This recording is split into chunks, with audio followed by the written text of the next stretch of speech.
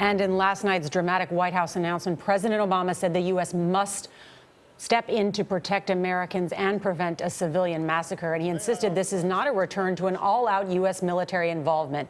Major Garrett is at the White House where the president laid out the new policy. Major, good morning.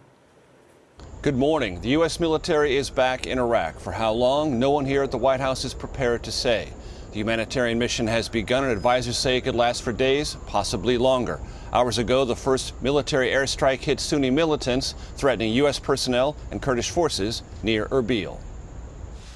The president ordered U.S. airdrops of food and water for tens of thousands in a religious sect known as the Yazidis. Unarmed civilians huddled together atop Sinjar Mountain in northwest Iraq, surrounded by well-armed militants known as ISIL. They're without food, they're without water, people are starving, and children are dying of thirst. Meanwhile, ISIL forces below have called for the systematic destruction of the entire Yazidi people, which would constitute genocide. U.S. planes dropped food and water for 8,000. Top officials said more airdrops are coming, and if ISIL forces don't withdraw, U.S. warplanes will launch airstrikes to break the siege. When we have the unique capabilities to help avert a massacre, then I believe the United States of America cannot turn a blind eye. The president also authorized airstrikes if ISIL forces converge on the city of Erbil, where U.S. diplomats were sent from Baghdad weeks ago amid fears ISIL forces would overrun the capital. Dozens of U.S. military advisors are there, too. To stop the advance on Erbil, I've directed our military to take targeted strikes against ISIL terrorist convoys should they move toward the city.